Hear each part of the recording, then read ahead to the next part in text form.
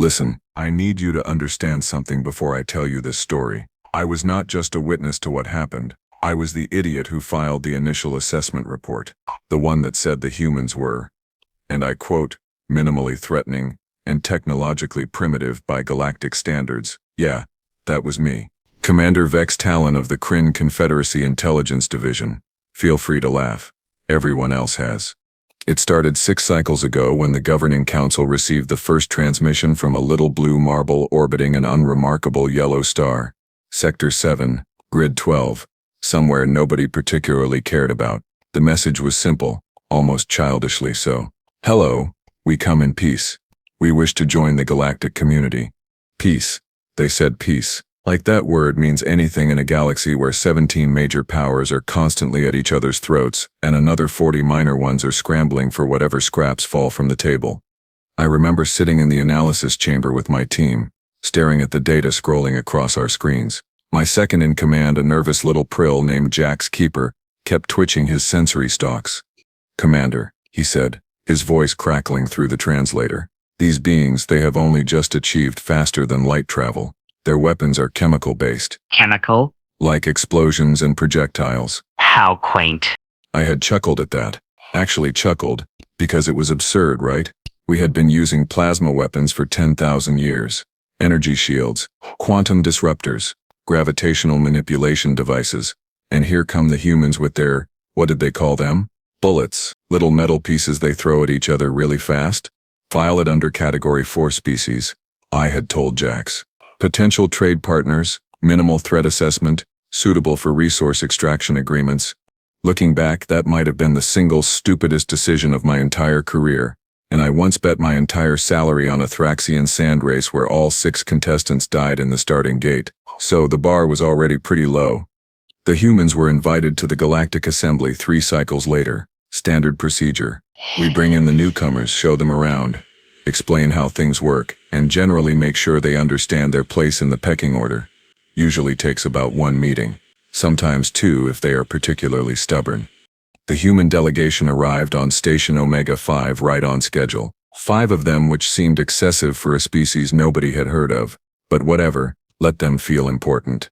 Their leader was a woman named Victoria Hayes, tall by their standards with dark skin and eyes that seemed to calculate everything they looked at. She wore a simple black suit, no ceremonial robes or battle armor, or any of the usual pompous displays most species show up in. Just a suit. Next to her stood Marcus Webb, apparently their chief military advisor, shorter, stockier, with gray hair and a face that looked like it had been carved from stone. He did not smile once during the entire proceedings. Not once. I should have paid more attention to that. The other 3 were scientists and diplomats whose names I honestly did not bother learning at the time. Mistake number 2000 and whatever. The assembly hall was packed. Representatives from 73 species, all curious about the new primitives who thought they belonged among us. The Vortan Empire had sent 3 of their war princes. The Kellic Syndicate had their entire trade delegation present. Even the normally isolated Morphid Collective had dispatched observers. Everyone wanted to see the human stumble. High Chancellor Dren, a massive Vortan with scales that shimmered like oil and a voice that could shatter glass, opened the proceedings. "Welcome humans to the Galactic Assembly," he boomed, his words echoing through the chamber. "We are pleased to extend the hand of fellowship to your species. However, before full membership can be granted, certain protocols must be followed." Victoria Hayes stepped forward. She moved with this casual confidence that I now recognize as extremely dangerous, but at the time I just thought she did not understand the situation. "We appreciate the welcome, High Chancellor," she said, her voice steady and clear. "We are eager to learn our place among the stars." Dren smiled. Well, it was not really a smile. More like when a predator spots prey and is already tasting the meal. You know the expression, "Excellent, Klaus." Then you will understand that new species must contribute to the Common Defense Fund, a tax, if you will, of 30% of your gross planetary income, annually, for the first century of membership. I saw Marcus Webb's jaw tighten, just slightly, just for a moment. Victoria, though, her expression did not change at all. Hey. 30%, she repeated. That seems substantial. It is the price of protection, Dren said, spreading his arms wide. The galaxy is a dangerous place. Surely you would not want to face it alone. And if we decline? Victoria asked. The entire hall went silent. You could have heard a microorganism sneeze. Dren's smile grew wider. Then you would be declaring yourselves outside galactic law, without protection, without trade rights, without friends. I am sure you understand what that would mean. It meant open season. Any species could attack Earth, raid it, strip mine it, enslave its population, and nobody would lift a finger to stop them. It was extortion, pure and simple, but it was also how the system worked. The strong survived. The weak paid tribute or got crushed. Victoria looked at Marcus, then at the other members of her delegation. They had some kind of silent conversation, the kind people have when they have worked together so long they do not need words. We will need time to discuss this with our government, Victoria finally said. Dren waved a clawed hand dismissively. You have 6 standard cycles. Return with your answer then. He paused. Oh, and human? Just so we are clear, the Vortan Empire alone has a fleet of 15,000 warships. The Kellic Syndicate has 11,000. The Kryn Confederacy, that would be us, has 8,000. Between all the member species, we command approximately 200,000 military vessels. He let that sink in. How many does Earth have? He asked, his voice dripping with mock curiosity. Marcus Webb spoke for the first time. His voice was flat, emotionless, like he was reading a repair manual. Our current active fleet consists of 42 vessels. The hall erupted in laughter. I am not proud to say I joined in. 42 ships? Hulls against 200,000? They might as well have shown up in a rowboat. Dren was laughing so hard his scales rattled. 42. Oh, that is precious. Yes. You run along and discuss it with your leaders. I am sure they will see reason. The human delegation left without another word. Victoria Hayes kept her head high, her expression neutral. Marcus Webb's stone face never cracked. The others followed in silence. As they walked out, Jax leaned over to me. Sir, do you think they will actually refuse? Force not, I said, still grinning. They are not stupid. Primitive, yes. Weak, absolutely. But not stupid. They will pay the tax like everyone else does. Or did, before they got strong enough to refuse. Anyway. 6 cycles passed. The humans did not send any messages, did not request any additional meetings, did not attempt to negotiate. They just went silent. This, you have to understand, was unusual. Most species spend those 6 cycles desperately trying to find some angle, some way to reduce the tribute or gain leverage. They send endless transmissions, make promises, offer deals. The humans? Radio silence. Complete and total. Maybe they are too embarrassed to respond, Jack suggested during one of our briefings. Or too busy building the biggest crate they can find to ship us their money, another analyst said, triggering more laughter around the room. When the 6 cycles were up, the humans returned to Station Omega 5. Same 5 people, same simple clothes, same unreadable expressions. Semity Hall was even more packed this time. Word had spread about the primitives with 42 ships being asked for 30% tribute. It was the entertainment event of the season. Everyone wanted to see the humans bend the knee. Victoria Hayes walked to the speaking platform. She carried a small datapad which she set down carefully before addressing the assembly. High Chancellor Dren, she began. We have considered your offer carefully. And? Dren asked, leaning forward eagerly. We decline. If the hall had been silent before, it was nothing compared to the silence now. It was the kind of silence that happens right before something catastrophically stupid occurs. Bren blinked. Once. Twice. Ew. I am sorry. Did you just say decline? Yes, Victoria said simply. We appreciate the invitation to join the galactic community, but we will not be paying tribute for the privilege.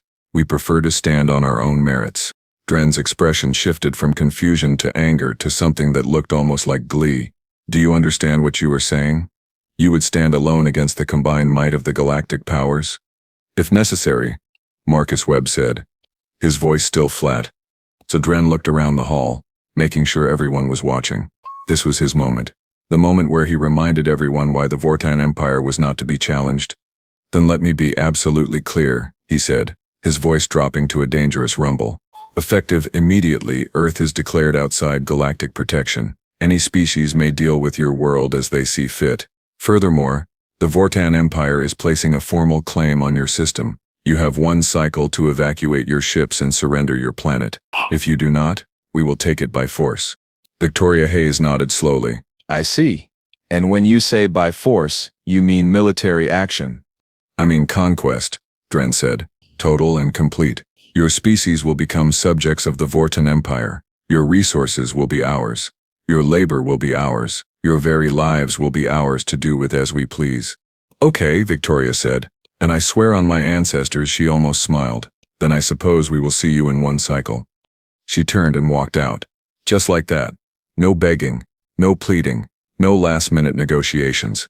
The humans just left. The hall exploded in conversation the moment they were gone. Every species talking at once, speculating, making bets on how long Earth would last. I pulled up the files on the human homeworld. Decent resources. Large population, approximately 8 billion individuals. Only 1 inhabited planet in their system, though they had some small outposts on their moon and nearby planets. Standard stuff for a young species. And 42 ships. 42 ships against the Vortan war fleet of 15,000. Start a betting pool, I told Jax. I want to know how many people think the humans last more than 1 standard hour. Already done, sir, Jax said, his stalks twitching with amusement. Current odds are 8 to 1 that Earth surrenders before the Vortans even arrive. 12 to 1 that they try to fight and get obliterated in under 30 minutes. And one crazy Thraxian is betting 50 to 1 that the humans somehow win. Who is the Thraxian? I asked. Commander Trill Razor, the one who bet on the sand race that killed all the contestants. I laughed. Well, at least one person will make money off this disaster. High Chancellor Dren wasted no time. Within 1 standard cycle, he assembled a fleet of 500 warships. Just 500. He did not even bother sending more. Why would he? It was like using a hammer to swat a fly. Overkill, but entertaining. The fleet consisted of everything from small destroyers to massive dreadnoughts, each one capable of reducing a planet to rubble. The flagship was Dren's personal command ship, the Eternal Wrath, a vessel so large it had its own gravitational field. Every major news network in the galaxy sent reporters to cover the event. This was going to be a lesson, a reminder to every species watching what happens when you defy the established order. I was aboard the Kryn observation ship Vigilant Eye, positioned at a safe distance from the human system. We were there to record everything for the official archives, and okay, I will admit it, to watch the show. The Vortan fleet dropped out of faster-than-light travel at the edge of the human system, right on schedule. Perfect military formation. Weapons charged. Shields up. A wall of death hanging in space. Dren sent a system-wide broadcast. Humans of Earth. This is High Chancellor. Dren of the Vortan Empire. You were given 1 cycle to evacuate. That time has expired. Surrender your planet immediately, or we will take it by force. You have 1 standard hour to respond. The response came in less than 5 minutes. It was Victoria Hayes again, her face appearing on every screen in the fleet. High Chancellor, she said, and I swear she sounded almost bored. We received your message. Unfortunately, we must once again decline your generous offer. Earth is not for sale, not for rent, and certainly not for conquest. We suggest you turn your fleet around and return home. This is your only warning. The various news feeds exploded with commentary. Analysts falling over themselves to describe how insane the humans were. Military experts calculating exactly how long Earth's defense would last. Someone started a live countdown timer. Dren, to his credit, actually looked impressed. In the way you might be impressed by a mouse that squared up to fight a tiger. Your courage is admirable, he said. But courage alone will not save you. Fleet commanders, advance, target their defense platforms first. Then any military installations. Try to minimize civilian casualties. These humans will make excellent laborers once they learn their place. The Vortan fleet began its advance, 500 ships moving in perfect synchronization, a ballet of overwhelming force. That was when the human fleet appeared. And I do mean appeared. 1 second, empty space. The next second, ships. Not 42 ships. Not 420 ships. 4,200 ships. Every single one of them dropped out of faster-than-light travel simultaneously, forming a defensive sphere around Earth. They appeared so suddenly and in such perfect formation that our sensors took nearly 30 seconds just to count them all. What the I started, but the words died in my throat. Jax was making a sound like a leaking valve. Sir, the humans said they had 42 ships. They said, 42. I know what they said. I snapped, my mind racing. Maybe they built more? In 6 cycles. No one can build 4,000 ships in 6 cycles, Jack said, his voice climbing to a pitch that made the translator squeal. No one, not even the Vortan Empire at full war production. Not even. This is impossible. On the screens, Dren's face had gone from confident to confused to something approaching concerned. He opened a direct channel to the human fleet. What is this? He demanded. You said you had 42 vessels. Victoria Hayes appeared again. This time she definitely smiled. Oh, we do, she said. 42 active military vessels. These are not military vessels. High Chancellor, these are civilian ships, Freighters, passenger liners, mining vessels, personal craft, corporate security. Every human who owns a ship and wanted to help defend their home. She paused, letting that sink in. Did we forget to mention that space travel is kind of a hobby for us? The look on Dren's face was the single greatest thing I had ever seen. And I have seen a lot of things. Civilian, he repeated slowly. You brought civilian ships to fight a military fleet. Well, Victoria said. You were about to attack our home. What did you expect us to do? Sit around and let it happen? Marcus Webb appeared next to her on the screen. His stone face had finally cracked. He was smiling. It was not a nice smile. Rules of engagement are as follows, he said. You have 1 hour to withdraw from this system. If you do not, we will consider it an act of war, and respond accordingly. We strongly suggest you choose option 1. Dren laughed. Actually laughed. You think 4,000 civilian ships can stand against 500 Vortan war vessels? Our shields alone would shrug off anything you could possibly throw at us. Test that theory if you want, Marcus said. We will wait. For a long moment nothing happened. Both fleets hung in space staring at each other. The tension was thick enough to cut with a plasma torch. Then Dren made his decision. All ships, open fire. Let us show these primitives what real military power looks like. 500 Vortan warships opened fire simultaneously. Plasma bolts, energy beams, kinetic missiles, gravitational distortion waves. Everything they had. The amount of firepower being thrown at the human fleet could have vaporized a small moon. The human ships did not scatter, did not run, did not even try to dodge. They returned fire. And that, my friends, is when everything I thought I knew about the universe exploded into tiny, burning pieces of wrongness. The humans were not using plasma weapons. They were not using energy beams. They were using those primitive chemical projectiles they had shown us. bullets, missiles, rockets. Stuff we had stopped using before some of our species had even developed written language. But here is the thing nobody had bothered to consider. When you throw a piece of metal fast enough, it does not particularly matter what technology is propelling it. Physics is physics. Kinetic energy is kinetic energy. And the humans had apparently spent the last several thousand years figuring out how to throw metal really fast. The first wave of human munitions hit the Vortan shields, which held, exactly as Dren had predicted. The second wave hit 3 seconds later. The shields flickered. The third wave hit. The shields failed. The fourth wave went right through where the shields had been and slammed into the hull plating. On the observation ship, alarms were going off everywhere. Our sensors were screaming warnings. Jax was making that leaking valve sound again, but louder. Sir, one of my analysts said, her voice shaking. Sir, the humans are firing solid projectiles at velocities approaching 0.9 light speed. 0.9. That should not be possible with chemical propulsion. That should not be possible with anything short of gravitational manipulation. And they said they did not have that technology. Apparently they lied, I said, unable to look away from the screens. Or they had found a different way to achieve the same result, which was somehow worse. 3 Vortan destroyers exploded in the first minute. Just exploded, torn apart by hundreds of high-velocity projectiles, hitting critical systems faster than their automated repair systems could respond. Dren was shouting orders, his voice cracking. Evasive maneuvers. Return fire. Concentrate all firepower on the largest human vessels. The problem was the human vessels would not stay still. Those civilian ships were moving like military craft, executing complex maneuvers that should have been impossible for anything larger than a fighter. They swarmed the Vortan fleet like angry insects, never giving them a clear target, always moving, always firing. And they just kept shooting.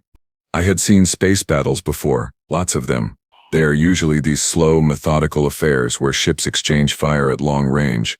Shields absorb most of the damage, and eventually one side gets worn down enough to retreat. Elegant, predictable, strategic. This was not that. This was chaos. Pure, undiluted chaos. The humans were not fighting a battle. They were conducting a massacre with math and velocity. "Sir," Jack said, his stalks now completely limp with shock. "Sir, I need to tell you something." "What?" I snapped, not looking away from the carnage. I pulled up the human combat logs, the ones they filed with their membership application. "I think you need to see this." He transferred the data to my screen. I glanced at it, then looked again, then grabbed the screen and pulled it closer to my face because surely I was reading it wrong. The humans had not been at peace when they achieved faster than light travel. They had been at war. With themselves. For their entire recorded history. The combat logs went back thousands of years. Thousands. Continuous warfare. Different nations, different factions, different ideologies, but always fighting. Always developing new ways to kill each other, more efficiently. And then, about 200 years ago, they had finally achieved global peace. They had run out of people willing to fight each other. They had gotten so terrifyingly good at warfare that the cost of continued conflict became too high even for them, so they had stopped, turned all that creative energy toward space exploration instead. But they had not forgotten how to fight. They had just been waiting for a reason to remember. "Oh," I said quietly. "Oh no." "Sir?" Jax asked. "The 42 ships they mentioned, the active military vessels. Jax. Those are not warships." "Then what are they?" I pulled up the sensor data on the human vessels that had not engaged yet. 42 ships hanging back behind the civilian fleet. Not moving, not firing, just waiting. "Play, Jax," I said slowly. "I think those are humanity's actual military fleet, and I think they have not started fighting yet." On the screens, the Vortan fleet was down to 412 ships and falling fast. Tren was screaming for retreat, but the human civilian fleet had them surrounded. Not tightly, not in a way that would prevent escape, just positioned, like they wanted the Vortans to know they could leave whenever they wanted. They just had to admit they were leaving. Dren made the call. "All ships full retreat. Withdraw from this system immediately." The Vortan fleet turned and ran. What was left of it anyway? The human civilian ships did not pursue. They just held position, keeping that perfect defensive sphere around Earth, waiting to see if the Vortans would actually leave or try something stupid. They left. Victoria Hayes opened a channel to the fleeing fleet. "High Chancellor, you forgot something." Dren's face appeared on screen. He looked like he had aged 10 years in the last hour. What? He snarled. "You asked how many ships Earth had," Victoria said. "The answer was 42 military vessels. You never asked how many humans had ships of their own. You never asked what we did before we achieved faster than light travel. You never asked what we might be capable of if we felt threatened. You assumed. Assumptions are dangerous, Ashine Chancellor. Especially when you make them about species you know nothing about." She leaned forward slightly. "Do not come back." The channel cut off. The Vortan fleet jumped to faster than light travel and vanished. The human civilian fleet held position for another 6 hours, just to be sure. Then, one by one they broke formation and returned to whatever they had been doing before. Back to hauling cargo, ferrying passengers, mining asteroids. Like they had not just fought off a military invasion using delivery trucks and taxicabs. The 42 military vessels never fired a single shot. The next 72 hours were, without exaggeration, the most diplomatically chaotic period in recorded galactic history, and I had a front row seat to watch it all burn. First, let me paint you a picture of what happened in the immediate aftermath of what everyone was now calling the Battle of Terra. That is what the humans called their planet, apparently. Terra. Earth. Same thing. They seemed to use both names interchangeably, which should have been my first clue that nothing about these people made sense. The moment the Vortan fleet jumped away, every single news network in the galaxy lost their collective minds. Reporters were talking over each other, analysts were contradicting themselves mid-sentence, and at least 3 different channels just started showing the combat footage on loop without any commentary, because what could you possibly say? I was still on the vigilant eye, still watching my screens, still trying to process what I had just witnessed. Jax had gone completely silent, his sensory stalks drooping like wilted plants. The rest of my team looked like they had just watched their entire understanding of reality get shoved into a trash compactor. Sir, one of my junior analysts, a young Kryn named Petra Swift, finally spoke up. Her voice was small, uncertain. Sir, what do we put in the report? I stared at her, then at my screens, then back at her. The truth, I suppose, I said, that we were catastrophically, monumentally, historically wrong about everything. That is not going to look good for your career, sir, Jax observed quietly. Jax, my career died the moment those 4,000 civilian ships appeared out of nowhere. Right now I am just trying to figure out how to write this up without sounding completely insane. My communication console beeped. Incoming priority message from Kryn High Command. Oh good. This was going to be fun. I opened the channel. Fleet Admiral Kess Warden appeared on screen. She was old, even by Kryn standards, with scales that had faded to a pale gray and eyes that had seen more battles than I had seen sunrises. She did not look happy. Commander Talon, she said, her voice like gravel grinding against metal. Explain. Admiral. I can explain, I started. Can you explain how you assessed an entire species as minimally threatening when they apparently have enough firepower to humiliate one of the largest military fleets in the galaxy? Can you explain how you missed the fact that they have thousands of armed civilian vessels? Can you explain any of this? In my defense, Admiral, they lied. They did not lie, Commander. You asked them how many military vessels they had. And they told you. 42. You failed to ask the right questions. That is not their fault. That is yours. She was right, of course. She was absolutely right, and I hated it. What are your orders, Admiral? I asked. Kess leaned back in her chair, her expression shifting from anger to something more calculating. Stay where you are. Observe. Record everything, and for the love of the ancestors, do not do anything to provoke them further. The Council is going into emergency session. Every major power is scrambling to figure out what to do about the humans. This changes everything. Understood, Admiral. And Talon? You are going to testify before the Council. Start preparing your statement now. They are going to want answers. The channel closed. I looked at Jax. So, he said. That went well. Shut up, Jax. While I was trying to figure out how to explain my failures to the Galactic Council without getting demoted to waste reclamation duty, the humans did something even more unexpected. They sent out a system-wide message to every ship, station, and satellite within range. Victoria Hayes again. The woman was apparently Earth's de facto spokesperson, though I still had no idea what her actual title was. To all galactic observers currently in or near the Sol system, she began, using their name for their home system. We understand that recent events may have caused some concern. We want to assure you that humanity has no hostile intentions toward any species that respects our sovereignty. We remain interested in peaceful cooperation and mutually beneficial relationships with the galactic community.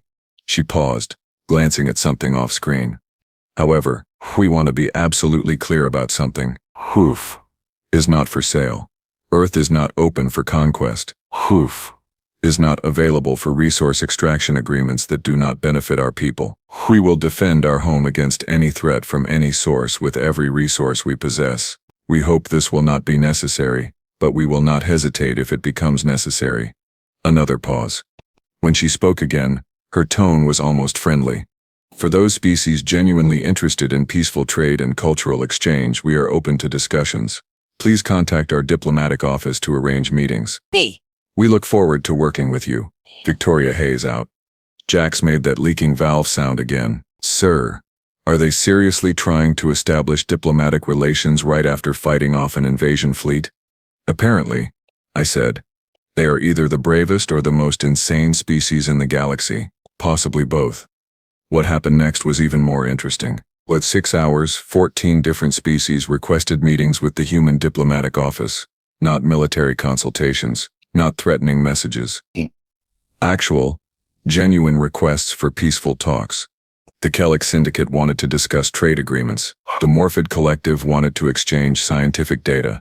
The Prill Confederacy wanted to open cultural exchange programs. Even a few species I had never heard of were suddenly very interested in talking to humanity. Fear, it turns out, breeds respect, and respect opens doors. But the real chaos was happening at the Galactic Council. The emergency session had turned into a screaming match that lasted 3 full cycles. I know because I watched the public broadcasts. It was better than any entertainment program.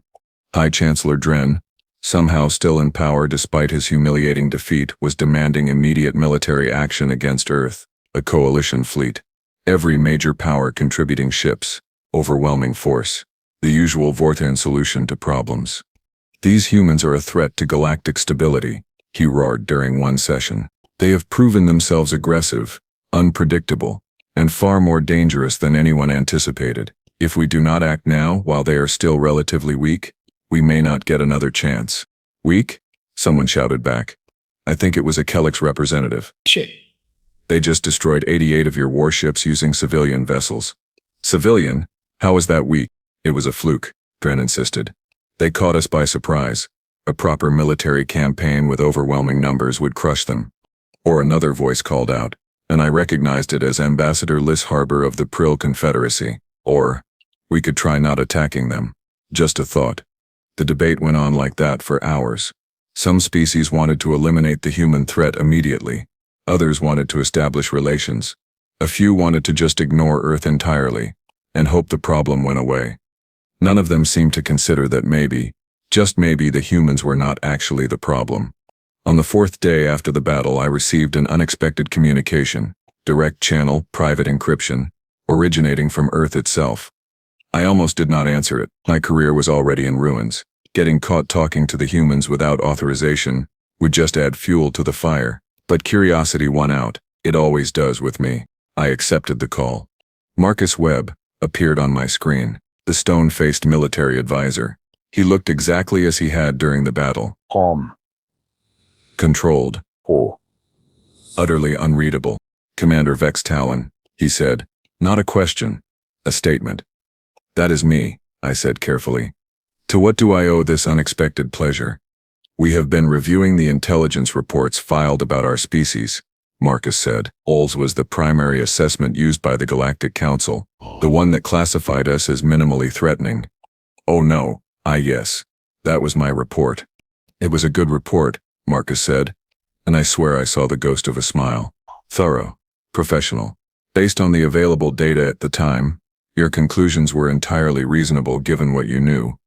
I blinked. I am sorry, what? You made a mistake, Commander. A significant one. But it was an honest mistake based on incomplete information. We are not angry about it. If anything, it worked in our favor. Better to be underestimated than overestimated. Then why are you contacting me? I asked, genuinely confused. Because we think you might be one of the few people in the galaxy willing to learn from that mistake, Marcus said. Most of your colleagues are too busy either panicking or plotting revenge to actually think clearly about the situation. You, though, you strike me as someone who wants to understand what happened and why. He was right. Annoyingly right. What do you want from me? I asked. Nothing. Really. I just wanted to give you some context. Information you might find useful when you testify before the council. I am listening. Marcus leaned back in his chair. Humanity has been fighting wars for approximately 5,000 years of recorded history. Probably longer, but records get fuzzy before that point. We have fought over territory, resources, religion, ideology, pride, revenge, and sometimes just because we were bored. We have developed thousands of different weapons, hundreds of different tactical doctrines, and more ways to kill each other than you can possibly imagine. I read the combat logs, I said quietly. Then you know. We got very, very good at warfare. Too good. About 200 years ago, we reached a tipping point. Our weapons had become so destructive that continued conflict risked wiping out our entire species. So we made a choice. We stopped fighting each other, created a unified world government, redirected all that energy towards space exploration. He paused. But we did not forget how to fight. We just agreed we would not fight each other anymore. The galaxy, though, that was a different story. When we first detected signals from other species, We immediately began preparing for the possibility of hostile contact. We built defenses. We trained. We planned. Not because we wanted war, but because we had learned the hard way that sometimes war finds you whether you want it or not. The 42 military vessels, I said, understanding dawning. Those are not your warships. Those are your peacekeepers, your rapid response fleet.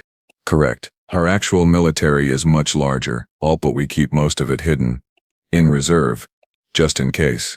The 4,000 civilian ships you saw, that was not even close to our full capability. That was just everyone who happened to be near Earth when the Vortans showed up and wanted to help. How many ships do you actually have? I asked. Not sure I wanted to know the answer. Marcus smiled. It was not a comforting smile. Enough, Commander. We have enough. I felt something cold settle in my stomach. You are telling me this why? Because the Council needs to understand something. Earth does not want war. We have had enough war to last us several lifetimes. We came to the galaxy hoping to find friends, allies, partners. We are still hoping for that. But if the galaxy decides we are a threat that needs to be eliminated, then the galaxy is going to find out just how good we are at eliminating threats. He leaned forward. We are offering peace, Commander. Real peace. Fair trade. Open cooperation. Mutual defense agreements. Everything the Council claims to want. But if they try to force us into submission, if they try to conquer us, then they are going to learn a very expensive lesson about what happens when you pick a fight with a species that has spent 5,000 years perfecting warfare and then spent 200 years pretending they forgot how. The channel closed before I could respond. I sat there in silence for a long time. Jax eventually spoke up. Sir, are you going to include that conversation in your report? Every word of it, I said. The Council needs to hear this. All of it. The Galactic Council testimony was scheduled for 2 cycles later. I spent that entire time preparing my statement, reviewing the combat logs and trying to figure out how to explain the situation without starting a panic. The testimony chamber was packed when I arrived. Representatives from 97 species. Every major power, dozens of minor ones. The press gallery was standing room only. Everyone wanted to hear what I had to say. High Chancellor Dren presided. Because apparently humiliating military defeats are not enough to get you removed from office in the Vortan Empire. He looked at me with undisguised contempt. Commander Vex Talon, he said, you are here to explain your catastrophically inaccurate assessment of the human species. You have 1 hour. Begin. I stood, activated my presentation data, and took a deep breath. Honorable representatives, I began. Don't I have cray that I made a mistake. A significant, dangerous, potentially catastrophic mistake. I assessed humanity as minimally threatening based on incomplete data and flawed assumptions. I take full responsibility for this error. Murmurs rippled through the chamber. Dren looked satisfied. Good. Let him enjoy it while it lasted. However, I continued, and the room went quiet. Want to explain exactly what my mistake was because I believe many of you are about to make the same error, possibly with even worse consequences. I pulled up the combat footage from the Battle of Terra. When I assessed humanity, I looked at their technology. Chemical propulsion, kinetic weapons, no energy shields, no plasma cannons. By our standards, primitive. I concluded they were not a threat. I paused. I was wrong, not because their technology was more advanced than I thought, but because I failed to understand that technology is not the same as capability. Humanity has spent thousands of years developing one specific skill. Whoa, Fez. They are not good at it. They are not even great at it. They are transcendent at it. They have turned killing into an art form, a science, and a mathematical equation. More footage. Vortan ships exploding. Human vessels swarming like insects. Those ships you see destroying a Vortan warfleet? Civilian vessels, cargo haulers, personal craft, they were not designed for combat, but their owners knew how to use them for combat anyway, because humans do not see ships as just transportation. They see potential weapons, they see tactical options, they see angles and vectors and vulnerable points. I pulled up the human combat logs. This species has been at war with itself for 5,000 years. 5,000. They have fought more battles than some of our species have lived years. They have developed more weapons than we have words for. And then 200 years ago, they achieved peace. Complete global unity. I let that sink in. They did not achieve peace because they learned to love each other.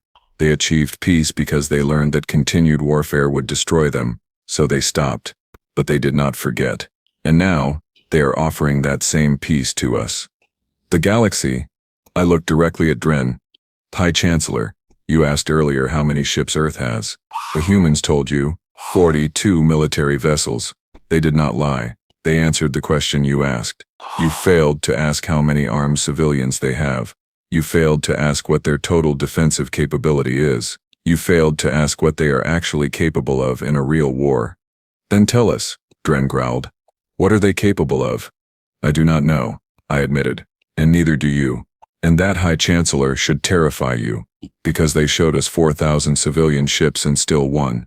They showed us a fraction of their capability, and still humiliated one of the most powerful military forces in the galaxy. What happens when they show us everything? The chamber erupted in noise. Species shouting at each other, arguing, demanding answers nobody had. I raised my voice to be heard over the chaos. The humans are offering peace. Genuine peace.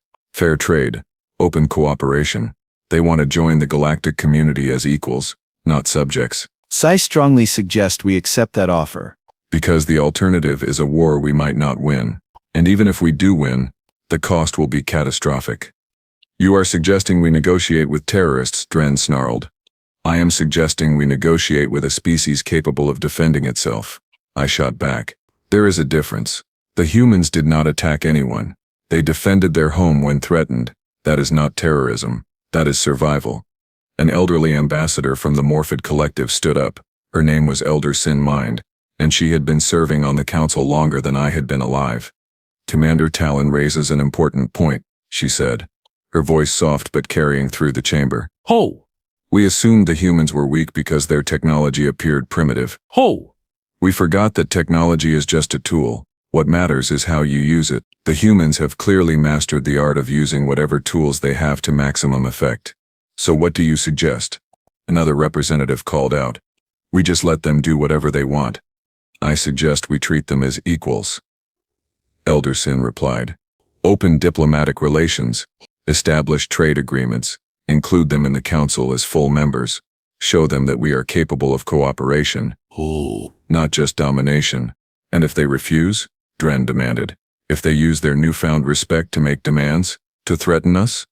Then we deal with that, if it happens. Elder Sin said. But right now they are not making threats. They are not making demands. They are simply asking to be left alone and treated fairly. That seems remarkably reasonable for a species we just tried to conquer. The debate continued for another 3 hours. Voices were raised, insults were thrown. And at one point I think someone threw an actual chair.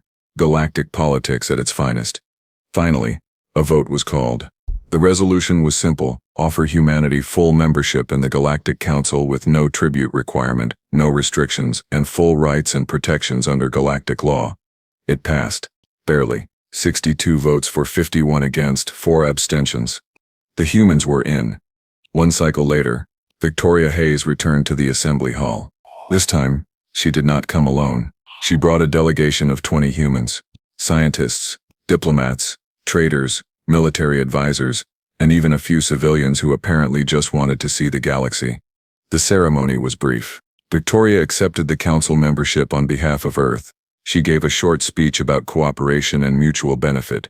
She did not mention the battle, did not rub anyone's face in their defeat, just moved forward like it had never happened. Class. That is what the humans call it. They have class. After the ceremony, I managed to catch Victoria before she left. Ambassador Hayes, I said. Yes. She had gotten an actual title now. May I have a moment? She turned, recognized me, and smiled. Old Commander Talon. The man who wrote our preliminary assessment. How are you holding up? Still employed, surprisingly. I said. I wanted to apologize. My report was inadequate and potentially dangerous. Your report was fine, Victoria said. You worked with the information you had. That is all anyone can do. Besides, it worked out well for us. Better to arrive as the underestimated newcomer than the obvious threat. Marcus Webb said something similar. I admitted. Marcus is smart. Listen to him. She paused. Is there something else? I hesitated, then asked the question that had been burning in my mind. How many ships do you really have? Total defensive capability. Victoria looked at me for a long moment. Then she leaned in close and whispered, "Enough, Commander. We have enough." She walked away, leaving me standing there with more questions than answers. Jax appeared at my elbow. "Sir, what did she say?" "Nothing useful," I said. Which might be the most useful answer she could have given. In the cycles that followed, humanity integrated into the galactic community with surprising speed. They opened trade routes, shared some of their technology, established diplomatic missions. Hey. They were friendly, cooperative, and generally pleasant to work with. They also quietly built defensive platforms around Earth. Nothing aggressive, just making sure everyone remembered that they could defend themselves if necessary. The Vortan Empire never tried to attack Earth again. Neither did anyone else. Funny how that worked out. As for me, I got promoted. Turns out admitting your mistakes and learning from them is actually valued in some circles. I now head the Office of Human Affairs for the Kryn Confederacy. My job is to make sure we never underestimate the humans again. It is a good job. Busy, but good. Last week I met with Marcus Webb to discuss a joint military training exercise. Humans teaching us their tactical doctrines. We teaching them ours.